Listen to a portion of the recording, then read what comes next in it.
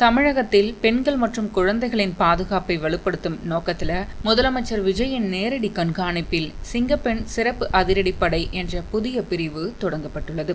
பெண்கள் மற்றும் குழந்தைகளுக்கு எதிரான குற்றங்களை ஜீரோ டாலரன்ஸ் என்ற கொள்கையின் அடிப்படையில் முற்றிலும் ஒடுக்குவதற்காக உருவாக்கப்பட்டிருக்கக்கூடிய இந்த அதிரடிப்படைக்கு தமிழக காவல்துறையின் மூத்த அதிகாரியான பவானீஸ்வரி IPS IG-யாக நியமிக்கப்பட்டிருக்காங்க.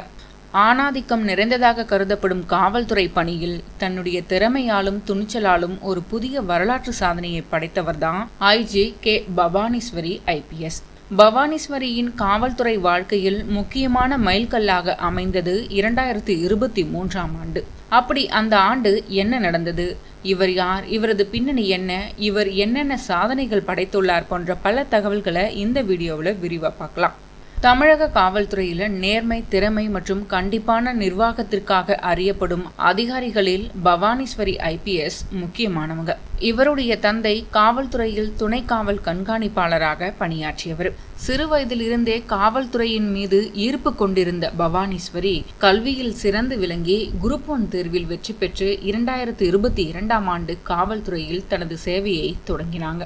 பணியில் சேர்ந்த நாளிலிருந்து பல்வேறு பொறுப்புகளை திறம்பட கையாண்டு வந்த அவர் முன்னாள் முதலமைச்சர்களான கலைஞர் கருணாநிதி மற்றும் ஜெயலலிதா ஆகியோரின் ஆட்சி காலங்களிலும் முக்கிய பொறுப்புகளில் பணியாற்றிய அனுபவம் கொண்டவங்க. அவரது நிர்வாகத்திறன் மற்றும் நேர்மையான செயல்பாடுகள் காரணமாக அமைச்சர்கள், சட்டமன்ற உறுப்பினர்கள் மற்றும் உயரதிகாரிகள் மீதான ஊழல் மற்றும் சொத்து குவிப்பு வழக்குகளை விசாரிக்கும் ஊழல் தடுப்பு மற்றும் கண்காணிப்பு துறையின் IG-ஆகவும் பணியாற்றியிருந்தார்.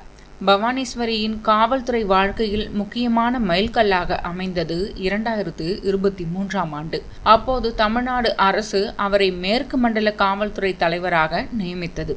இதன் மூலம் கோயம்புத்தூரை தலைமையிடமாக கொண்ட மேற்கு மண்டல காவல்துறையின் முதல் பெண் IG என்ற பெருமையை பெற்றார் அவர்.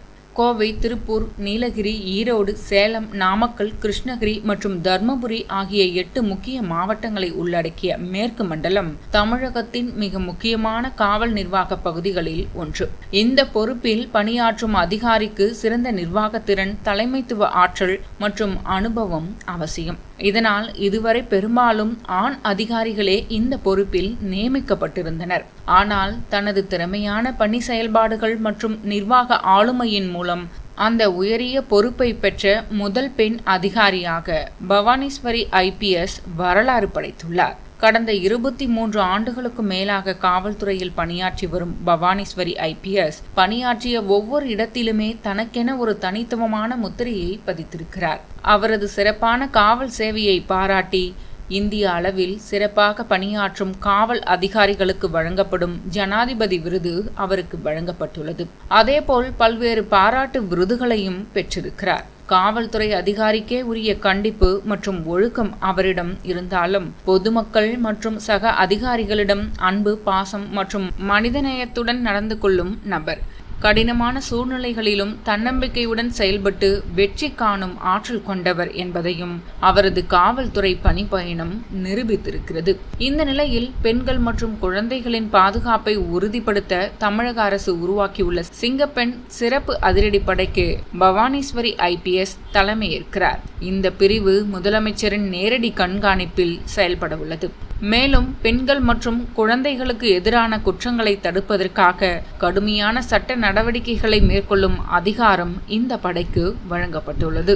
தமிழ்நாடு அரசின் அறிவிப்பின்படி இந்த சிறப்பு அதிரடிப்படையில் ஒரு IG, ஒரு SP, 2 DSPகள், 4 இன்ஸ்பெக்டர்கள் மற்றும் 8 சப் இன்ஸ்பெக்டர்கள் உள்ளிட்ட மொத்தம் 36 அதிகாரிகள் இடம்பெற உள்ளனர். இத்தகைய முக்கியத்துவம் வாய்ந்த மற்றும் சக்தி வாய்ந்த பிரிவின் தலைவராக பவானீஸ்வரி IPS நியமிக்கப்பட்டிருப்பது அவரது நீண்டகால அனுபவம், நேர்மை, நிர்வாகத்திறன் மற்றும் சாதனைகளுக்கு கிடைத்த மிகப்பெரிய அங்கீகாரமா பார்க்கப்படுது.